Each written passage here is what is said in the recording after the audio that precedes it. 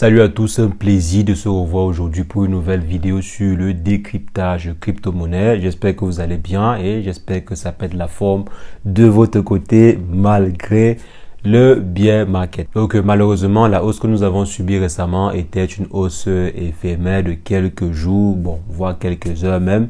Donc le marché a recommencé à plonger, le Bitcoin est en dessous des 21 000 $. Donc certaines personnes avaient déjà de l'espoir et d'autres parlaient déjà de bull run. Donc malheureusement ce n'est pas le cas et on est très loin du compte. Donc les amis, aujourd'hui on va plutôt se pencher sur le projet Shiba Inu qui a reçu un soutien. C'est vrai, le soutien était déjà là, mais le projet a reçu un renouvellement de soutien. Donc quand une personne renouvelle son soutien envers votre projet, c'est toujours assez intéressant. Donc Vitalik Buterin, donc j'espère que je prononce bien le nom, Vitalik Buterin, donc le fondateur ou bien l'un des fondateurs du projet Ethereum, a renouvelé son soutien, ou bien si je peux dire remercier grandement le projet Shiba Inu en apportant un peu une once de crédibilité au projet en question, et ce qui a bien sûr contribué à fortifier grandement l'image du projet Shiba Inu, et cela s'est passé très récemment. Donc on va décortiquer grandement ensemble l'actualité autour du projet Shiba Inu dans cette vidéo, mais avant permettez-moi de présenter notre partenaire du jour qui est Daisuki. Donc le projet Daisuki vient proposer une collection de NFT à forte valeur ajoutée. Vous savez, généralement les collections de NFT sont juste là pour donner un certain privilège, comme par exemple l'accès à certains services, ou bien par exemple l'exclusivité à certaines autres collections, ou tout simplement l'accès à la rareté. Juste comme ça, pour créer de la rareté, créer en fait un design et y mettre de la rareté. Donc le projet en fait Daisuki vient se différencier fortement au niveau de l'utilité. Donc ça ne sert plus à rien en fait de mettre sur pied des NFT qui ne sont pas utiles ou bien qui ne vont pas servir dans le temps à quelque chose, parce qu'il y a vraiment plein de projets sur le marché qui font cela, qui lancent des collections d'NFT, créent un peu de buzz dessus et après quelques jours ou bien quelques mois, le projet n'existe plus. Donc après le mine par exemple, quelques mois ou bien quelques semaines après le mine, le projet meurt et le prix des différents NFT chute drastiquement. Et ceci est très généralement dû au fait que ces NFT là en fait ne vont servir à rien.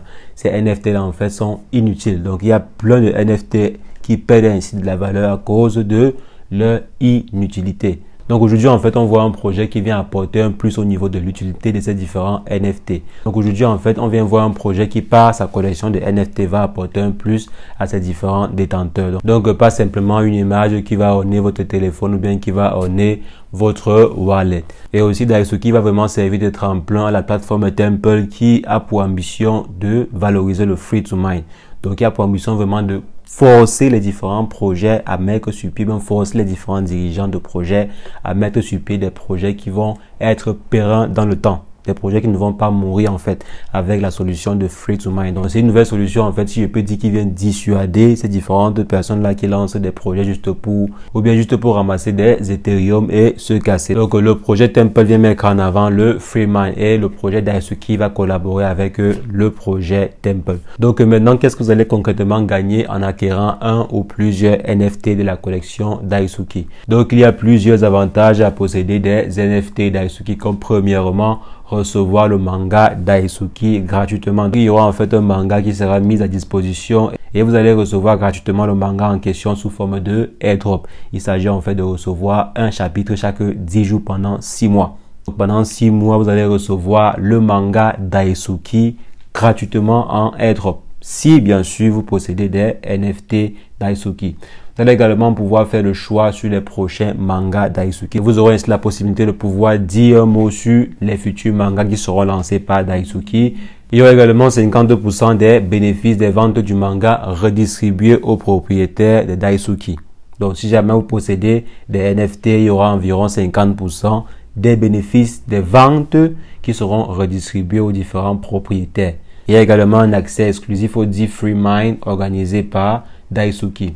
10% des whitelists réservés aux propriétaires de Daisuki pour tous les gros projets lancés sur Temple. Donc Temple, la plateforme dont je parlais qui favorise en fait le free mine. Donc il y aura également une redistribution de 10% de l'argent généré par Temple, donc des bénéfices générés par Temple, la plateforme en question.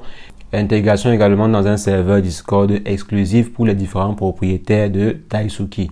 donc bien sûr propriétaire des NFT de la collection Daisuki, où seront faits les différents choix au niveau du développement de la plateforme Temple. Vous voyez en fait qu'il y a beaucoup d'avantages à pouvoir détenir des NFT proposés par ce projet-ci, proposé par Daisuki, donc les NFT Daisuki. Avec par exemple la possibilité d'avoir des revenus passifs dû par exemple aux bénéfices générés par Daisuki, dont les différentes ventes de mangas, etc. Et également une quote-part sur la plateforme Temple. Donc le projet, il est super intéressant. Je vais laisser tous les différents liens utiles dans la description. Je vous invite à vous informer massivement, à rejoindre le groupe Telegram, à rejoindre en fait leur groupe Telegram et vous informer massivement sur le projet avant d'investir. Donc comme je dis toujours, veuillez vous informer avant d'investir sur un projet, avant d'investir sur n'importe quel projet. Veuillez vous informer. Donc je vais laisser en fait tous les différents liens utiles dans la description pour que vous puissiez vous-même vous faire votre propre idée sur le projet en question. Donc les amis, on revient sur notre sujet du jour, à savoir le projet Shiba Inu. Donc le projet Shiba Inu a reçu un énième soutien d'une grosse tête, donc pas n'importe qui. Bien sûr, il s'agit du fondateur, bien l'un des grands fondateurs du projet Ethereum, à savoir Vitalik Buterin. Donc si vous vous rappelez en fait, lors du lancement du projet Shiba Inu, la team avait pris en fait une décision assez intéressante et surtout particulière concernant une grande partie de leurs tokens, je crois près de 50% des tokens. Ils avaient décidé en fait de confier 50% de leurs tokens à Vitalik Buterin, donc à l'un des fondateurs du projet Ethereum, pour que ce dernier puisse en fait burner, donc de façon très transparente. Vous voyez par exemple que vous mettez sur pied votre projet et que vous prenez par exemple le fondateur de Binance ou bien vous prenez le fondateur de je ne sais quoi, bon, de Ethereum par exemple, ou bien de Cardano, et vous le filez la moitié de vos tokens. Donc que ce dernier en fait effectue le burn ou bien qu'il fasse de ces tokens ce qu'il veut quoi. Donc imaginez-vous un peu. Donc heureusement ce dernier a burné une grande partie de ces tokens. Donc je crois près de 80% de ce qui lui avait été confié a été burné. Et il a également utilisé le reste pour pouvoir effectuer des œuvres de charité. Il n'a pas distribué tout. Donc, détrompez-vous, il y a encore une grande partie des tokens qui sont détenus par le fondateur du projet Ethereum.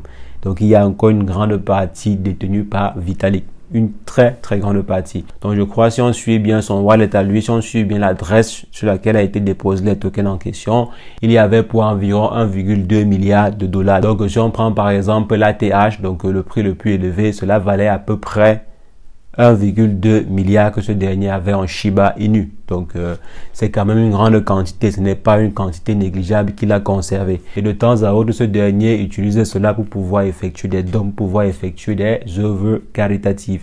Il a par exemple financé la recherche sur l'intelligence artificielle qui a déjà à peu près porté ses fruits, donc qui est en train de porter ses fruits et continue en fait d'investir sur des technologies pareilles. Donc, il investit en fait sur des centres de recherche ou bien il effectue des dons.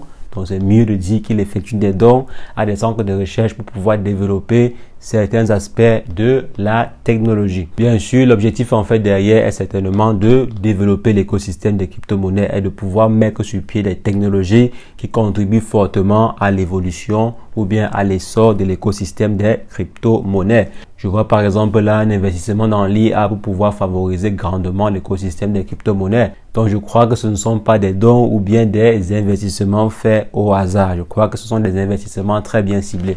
Mais nous, ça nous engage en rien.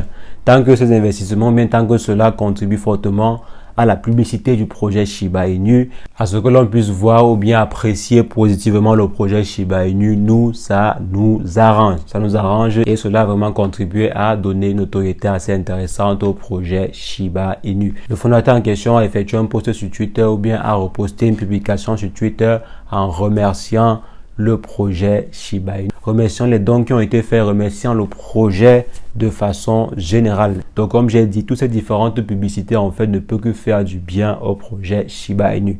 Toutes ces différentes publicités contribuent au développement positif de l'image du projet Shiba Inu. Et maintenant aussi, récemment, j'ai vu qu'il était possible de pouvoir effectuer un grand nombre de transactions financières avec le projet Shiba Inu.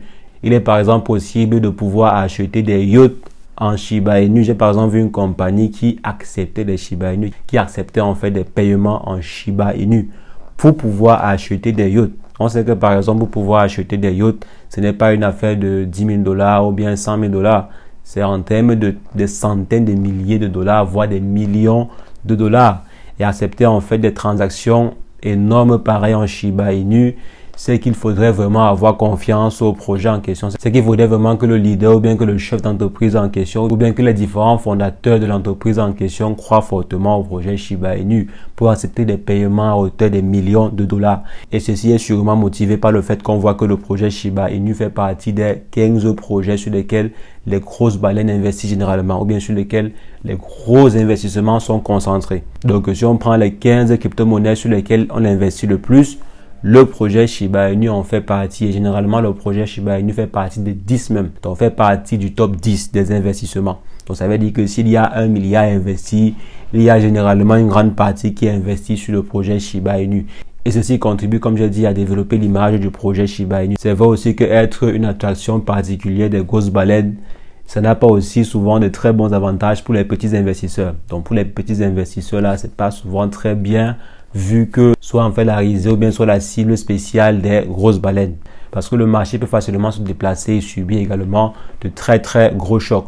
Mais les différents fondateurs derrière le projet Shiba Inu ont compris cela. Ils ont compris qu'il y a des très grosses baleines qui investissent sur leur projet et ils sont en train de mettre sur pied des différents mécanismes pour pouvoir contrer ces différentes attaques-là, pour pouvoir contrer en fait ces possibles manipulations-là ou bien réduire au maximum ces différentes manipulations avec la couche de niveau 2 appelée Shibarium et d'autres projets. Et en parlant même de d'autres projets, on n'oublie pas le stablecoin qui est très attendu. Le projet stablecoin est très attendu. Je crois également que plusieurs investisseurs ont compris que ce stablecoin là, s'il vient et qu'il est très bien adopté, aura un impact considérable dans le marché des stablecoins ou bien pourra gratter en fait une très grosse part sur le marché des stablecoins. Donc si le projet stablecoin que la team derrière le projet Shiba Inu va nous fournir est très bien développé et surtout très bien élaboré, je pense que cela pourra avoir un impact très énorme dans l'écosystème d'abord des stablecoins et ensuite dans l'écosystème propre du Shiba Inu. Donc on attend vraiment la venue de cette pépite. Donc ils avaient en fait annoncé une date soi-disant décembre 2022. Donc ce décembre, si on aurait déjà quelque chose. Donc on aura déjà quelque chose à se mettre sous la dent concernant le projet Shi. Donc le nom du projet en question, le nom du stablecoin en question s'appellera Shi. Donc d'ici décembre-ci, on devrait avoir des informations. Donc les amis, comme vous voyez, je dirais que le projet Shiba Inu se comporte plutôt bien. Je vous dirais que le projet Shiba Inu vraiment se comporte grandement bien par rapport à certains projets, par rapport à certains concurrents. Je dirais que le projet Shiba Inu s'en sort plutôt bien. Donc les amis, c'est ce que je voulais partager avec vous dans cette vidéo. On va simplement se revoir très prochainement pour une nouvelle vidéo sur le décryptage de crypto-monnaies. Mais entre-temps, portez-vous bien. Ciao.